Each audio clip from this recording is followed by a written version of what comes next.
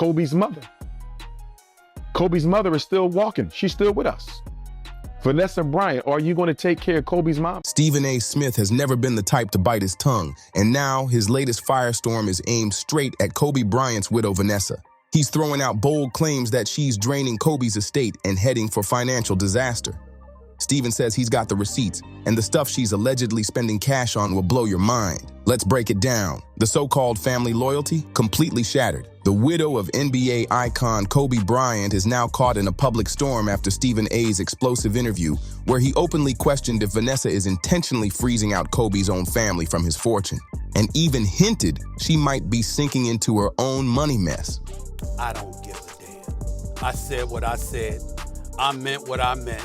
And I'm going to double up and double down on my podcast, The Stephen A. Smith Show. Look for it on YouTube today. To see how this chaos got here, you've got to look at the cracks forming in the empire Kobe built. And it all started with a family bombshell nobody saw coming. Vanessa Bryant's own mother, Sophia Lane, went public accusing her daughter of kicking her out of her home, just months after Kobe's tragic passing in January 2020. In September that year, Sophia dropped an interview that blindsided fans, claiming she was left homeless by the very daughter whose husband had once vowed to take care of her for life. This wasn't just a private family feud, it went straight to court. Sophia sued Vanessa, saying Kobe had promised to support her financially forever. She claimed she'd been working for free as a personal assistant and nanny for nearly 20 years, and now she wanted her payday. We're talking millions, a house and a luxury car, specifically $5 million, a new home and a Mercedes SUV. Vanessa's clapback was just as shocking. She fired back publicly, accusing her own mom of trying to pull off extortion. She said Sophia barely babysat occasionally and was now trying to cash in on tragedy. I have supported her for nearly 20 years. She now wants to back charge me $96 per hour for supposedly working 12 hours a day for 18 years. Vanessa fired back in a public statement and then dropped a line that shook the court of public opinion. My husband never promised my mother anything. But if this was just beef with her mom, that would be one thing. This was just the opening act. While battling her own mother in court, another bombshell landed, this time from Kobe's side of the family. Out of nowhere, Kobe's mother, Pamela Bryant, stepped into the spotlight with her own explosive claims. She accused Vanessa of cutting her off completely after Kobe's death, abandoning her financially, and refusing to help the very woman who brought Kobe Bryant into this world.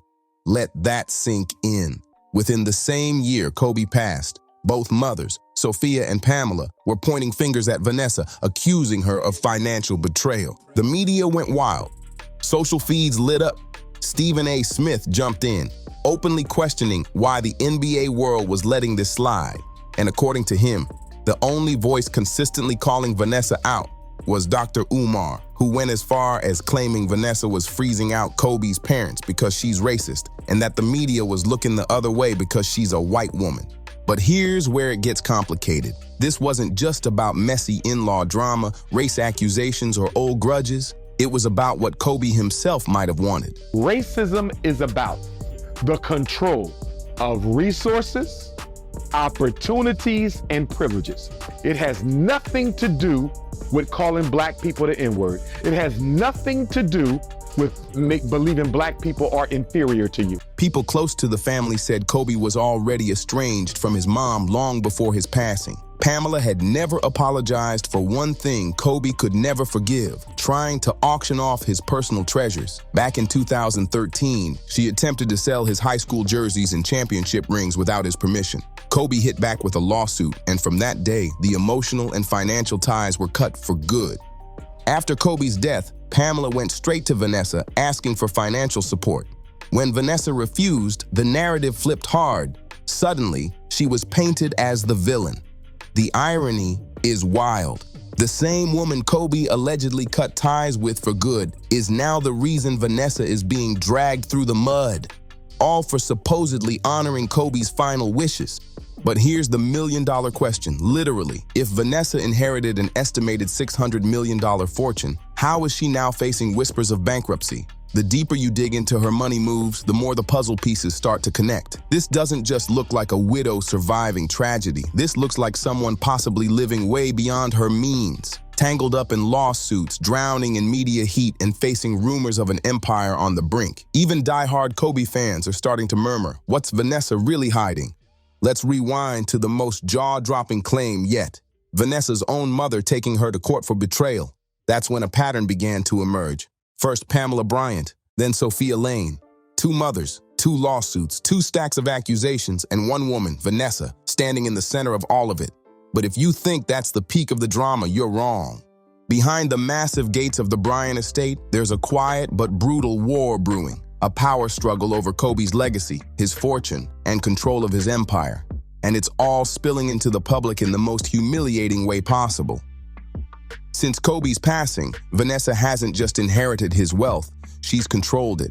And with that control has come a series of money moves that have raised eyebrows, sparked legal confusion, and fueled fears of long-term damage to Kobe's name. Dr. Umar even claims race plays a role in all this. That man left her a sizable estate, man.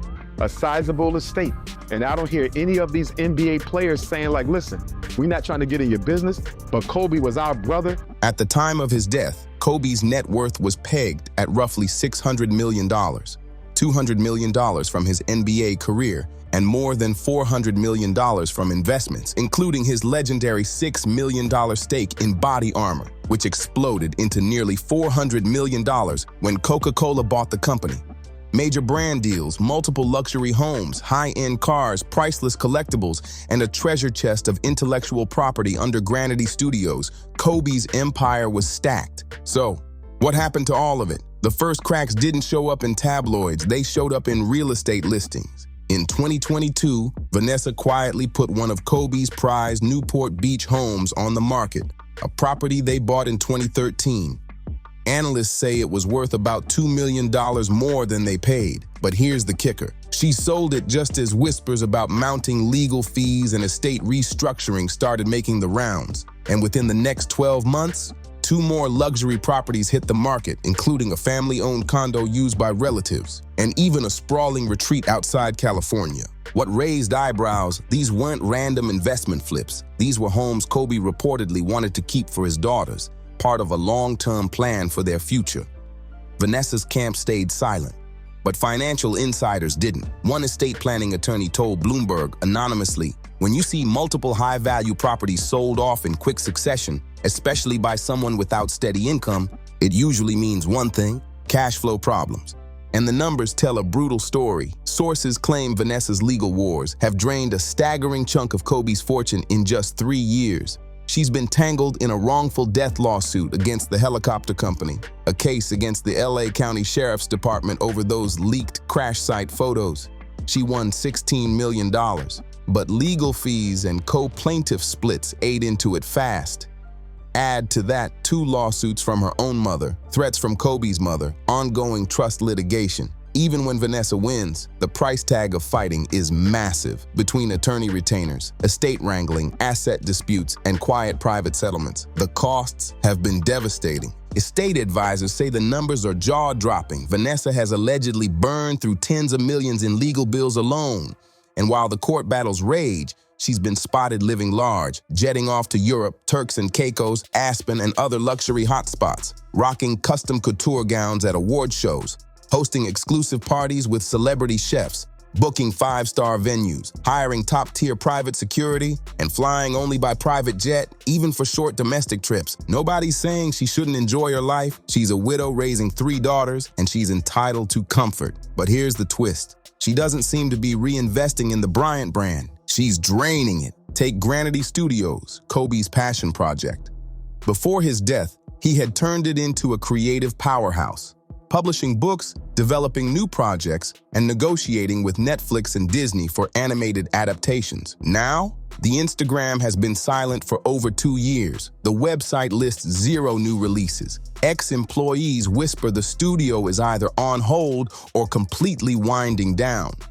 Then there's Kobe's Mamba Sports Foundation, renamed by Vanessa to the Mamba and Mamba Cheetah Sports Foundation. While she still posts about it, the numbers tell a different story. Tax filings show funding has nosedived year after year. Corporate sponsors have quietly walked away, and the once thriving outreach is slowing to a crawl. This isn't just about money. It's about the collapse of Kobe's vision. He didn't just want his daughters to inherit his fortune. He wanted them to inherit a legacy. And now, that legacy is fading.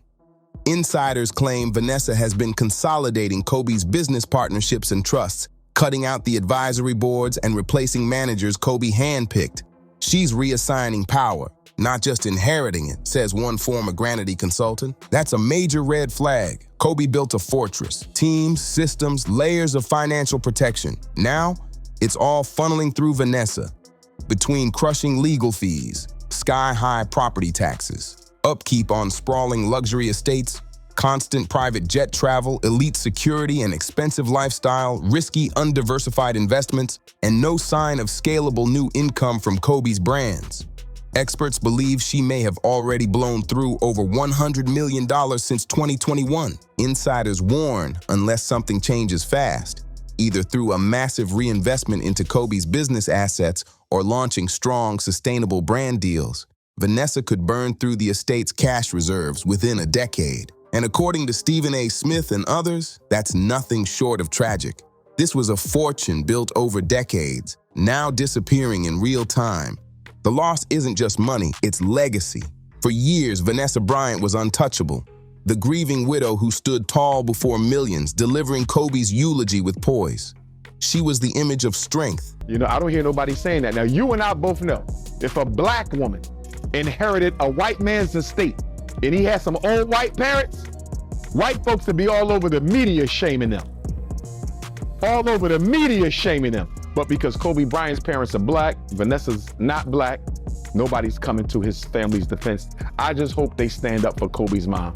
The mother holding her family together after an unthinkable loss. People respected her, admired her, sympathized with her. But now the tide is turning. Sympathy is running dry in the court of public opinion. Vanessa is no longer seen only as the victim, she's being recast as the villain. And this didn't happen overnight. It started as faint whispers, snide comments under Instagram posts, anonymous Reddit threads, Twitter debates. Now those whispers are a roar. The reaction to Stephen A. Smith's viral comments lit the internet on fire. TikTok clips racked up millions of views, flooded with duets, stitches, and heated arguments. For the first time, people weren't just praising Vanessa, they were questioning her.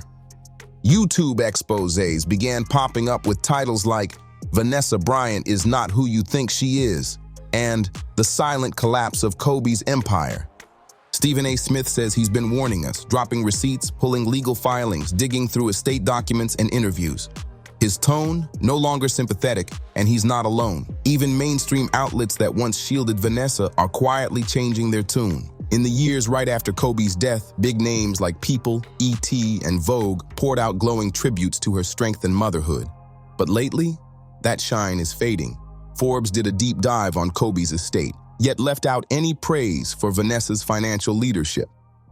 The Los Angeles Times covered her real estate sell-offs, calling them strategic, but made it clear there's uncertainty in the Bryant estate's future. They weren't tearing her apart, but they weren't protecting her anymore either, and that silence is loud. Even Hollywood is stepping back. In 2020 and 2021, Vanessa's feed was full of A-list friends: Lala Anthony, Ciara, Kim Kardashian, Gabrielle Union. But by 2023, those posts had thinned out. Fewer red carpet appearances, birthday tributes gone, mentions almost non-existent. Now, good luck finding a single big-name celebrity publicly defending her. Even LeBron James, once thought to be tight with the Bryant family, has stayed dead silent on the lawsuits and estate drama. When the inner circle starts going quiet, it's usually because they know something the public doesn't. The backlash has now crept into Kobe's most sacred ground, his fans. Kobe's fan base is one of the most loyal, emotional, and fiercely protective in all of sports. But they've started asking hard questions. Why has the Mamba Academy's online presence basically vanished? Why has Nike pulled back from Kobe-branded merchandise? And why, after all this time, are there still no major documentaries or books honoring Kobe's legacy? According to insiders, Vanessa holds full creative and legal control over all of it, and she's either not making it a priority or straight up blocking it. A former ESPN producer, speaking under strict anonymity, claimed that a major streaming platform's Kobe docuseries was killed in its tracks after estate negotiations collapsed, allegedly because Vanessa's legal team made demands the network wouldn't touch. The result? Silence. No documentary. No in-depth tribute. No true, large-scale public commemoration of Kobe's legacy. Outside of a few social media posts and limited charity merch, the Mamba's story isn't being told. And it begs the question, what would Kobe think if he saw this? The lawsuits stacking up, the public silence, the fortune chipped away by legal wars and luxury spending. Two mothers, his and hers, suing his widow in the same 12-month span. Fans turning cold, the brand shrinking, the trust he built, fractured. This isn't just a scandal, it feels like a spiritual betrayal. Kobe Bryant's legacy was never only about basketball. It was about discipline, fatherhood, mentorship, vision. He worked harder than anyone, not just to win titles, but to build something that would outlive him. And now, that dream is dangerously close to dying with him. I want my kids to understand the importance of hard work. I want them to learn that nothing comes easy, and that being great requires focus, sacrifice, and commitment. Kobe, 2017. ESPN interview just 3 years before his death. My daughters are everything to me. My legacy is theirs. Now, I'm just building the foundation. They'll build the future. Kobe, 2019 GQ interview, months before the crash. Everything Kobe built, Granity Studios, Mamba Academy, his body armor stake, his books, his children's stories, was about the long game. He didn't care about fame anymore. He cared about being a father, a builder, a man of legacy. What we've seen since Kobe's passing doesn't reflect the vision he fought for. Kobe built Granity Studios to create children's stories and animated content that would inspire young people, especially young girls, to believe in their own greatness. He called it a storytelling studio with a sports soul. But after his death, the heartbeat stopped. The Instagram page went silent. Projects were scrapped. The team dissolved.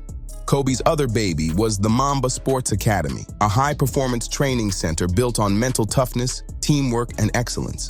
It wasn't just a facility. It was where he and Gianna trained together, a temple to his values. After his passing, Vanessa renamed it the Mamba and Mambachita Sports Foundation, a touching gesture at first. But according to public records and first-hand accounts, the reality is grim.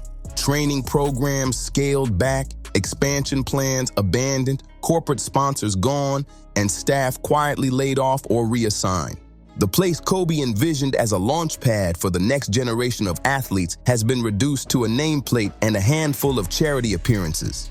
And here's the most painful part. Kobe was disciplined with money. Even at the height of his fame, he avoided reckless splurges. He put his wealth into ownership, companies, creative projects, charitable foundations. His mantra was simple: own, don't rent, build, don't borrow. Vanessa's playbook, the complete opposite. Selling off legacy properties Kobe intended to keep, pouring millions into legal fights with both sides of the family, funding a luxury lifestyle of private jets, elite vacations, and designer-filled events, all while showing no clear reinvestment into Kobe's business vision or the long-term growth of his brand. Is this really what Kobe worked for? Would he have wanted his name buried under lawsuits, his parents cut off, his studios and academies fading into the background with no fight to keep them alive? Even if you stand by Vanessa as a mother, even if you feel for her grief, this doesn't line up with Kobe's philosophy. Kobe Bryant didn't just win championships, he built something bigger than basketball. And now, that dream is being dismantled, not by rivals or strangers, but by the very person who vowed to protect it. That's why Stephen A. Smith's words hit so hard. Kobe's estate wasn't just measured in millions, it was measured in dreams, vision, and purpose. And what's left now? A fractured family, a dormant business empire, funds disappearing, and an uneasy silence. The real question, can the Bryant legacy survive without Kobe, or has the empire he spent his life building already slipped away? That answer lies squarely with Vanessa. And make no mistake, the world is watching. If she truly wants to honor Kobe's name, she still has a chance. Reinvest, reconcile, rebuild. But to do that, she'll have to do exactly what Kobe always did when faced with the impossible. Own the mistakes, make the hard calls, and fight for something bigger than herself. Only then can Kobe's legacy rise again. But here's where the story gets even darker. There are corners of this saga no one wants to touch, places where the silence screams louder than the headlines, and at the center of it, the future of Kobe's daughters. Natalia, Bianca, and Capri didn't just lose their father and sister, they could also be losing their inheritance. Kobe's estate was set up as a trust, giving Vanessa control until the girls reached specific ages. But here's the chilling reality. Every dollar poured into court fights, every property sold, every abandoned business deal. It's all money stripped straight from Kobe's daughter's future trust. Experts we spoke to are alarmed. When you burn through tens of millions in legal fees and luxury expenses while shutting down income-generating businesses, you're essentially taking from the beneficiaries, one estate attorney told us anonymously. But it gets worse. Natalia Bryant, now 21, has reportedly had little to no involvement in estate decisions, despite being legally entitled to know the details of her inheritance. Sources close to the family claim she's been kept in the dark about the true financial state of her father's empire. And here's the part that will floor you. Kobe's Nike partnership was built to keep generating millions for his estate every single year. But since 2020, Nike has quietly scaled back Kobe-branded releases. Why? Industry insiders point to friction with Vanessa's team, saying they've made demands Nike executives considered unreasonable and completely out of sync with Kobe's vision. A former Nike executive, speaking under strict anonymity, revealed that Kobe was crystal clear about his mission. He wanted his shoes priced so kids who couldn't afford Jordans could still wear Kobe's. Vanessa's team? They allegedly pushed for premium pricing and ultra-limited drops, turning the line into a luxury collectible. It clashed with everything Kobe believed in. The result? Millions in lost revenue, money that was supposed to go into scholarships, academies, and most importantly, his daughter's futures. Everyone's heard about Vanessa's $16 million courtroom win against LA County. But here's what most don't know. A massive chunk of that payout vanished into legal fees, and the rest was split with other crash victims' families. Even more shocking, sources claim Vanessa actually turned down a far larger settlement early on because her legal team convinced her they could score more. That gamble may have cost the estate tens of millions and dragged the fight out for years. Before his death, Kobe wasn't just running Granity Studios and cashing in on body armor. He had a web of ventures in tech, international business, and media. So where are those projects now? Several of Kobe's former business partners have gone radio silent. One tech entrepreneur who co-founded a sports analytics company with Kobe told us off the record. After Kobe died, Vanessa's team swept in and shut everything down. Millions in development funding? Gone. Kobe wasn't just a star in America, he was a global icon. He had licensing deals, sponsorships, and expansion plans across China, Italy, and Europe. Yet since his death, no overseas appearances from Vanessa, no global partnerships announced, no continuation of Kobe's international business footprint. It's as if the worldwide empire he spent decades building was left to crumble. And the most heartbreaking revelation, Kobe was deep into writing a memoir. Close friends say it was raw, personal, and brutally honest. He was detailing his life, his failures, his evolution as a father, and his blueprint for his daughter's futures. That manuscript, according to multiple sources, is now locked away under estate control, and Vanessa has shown zero interest in publishing it. A story Kobe poured himself into, a book meant to inspire his girls and millions around the world, is collecting dust. Imagine the impact that memoir could have had, the lives it could have inspired, the millions it could have generated for his daughter's futures. Instead, it sits locked in a vault. Another piece of Kobe's legacy fading into silence. But now, the silence is cracking. Former employees and close associates are finally speaking out as NDAs expire, and what they're saying is damning. One former Mamba Academy coach revealed that Kobe had big plans, programs for underprivileged kids, international training camps, even a coaching certification pipeline to spread his philosophy worldwide. Within months of his death, Vanessa allegedly scrapped all of it. A former Granity Studios staffer told us they had Netflix ready for a Kobe docuseries and Disney interested in animated films based on his books. Both deals killed because Vanessa's team insisted on full creative control. Control that insiders say would have watered down Kobe's original message. And here's the most chilling projection. Financial experts warn that if Vanessa's current spending and management patterns continue, the Bryant estate could be functionally bankrupt within 7 to 10 years. That means Natalia, Bianca, and Capri, the daughters Kobe believed would be set for life, could inherit nothing but debt, broken assets, and legal headaches.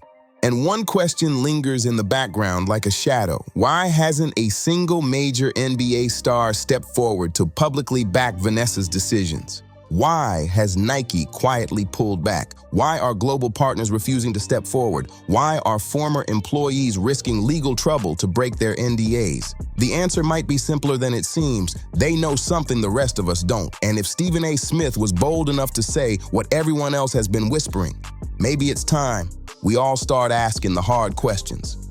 Is Vanessa Bryant truly protecting Kobe's legacy or slowly dismantling it? Is she a grieving widow doing her best in the aftermath of tragedy?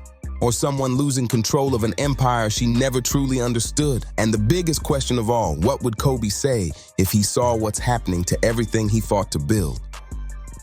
The clock is ticking, the fortune is shrinking, the legacy is fading, and soon there may be nothing left to save. If you found this eye-opening, hit like, subscribe, drop a comment, share this with others, and I'll see you in the next video.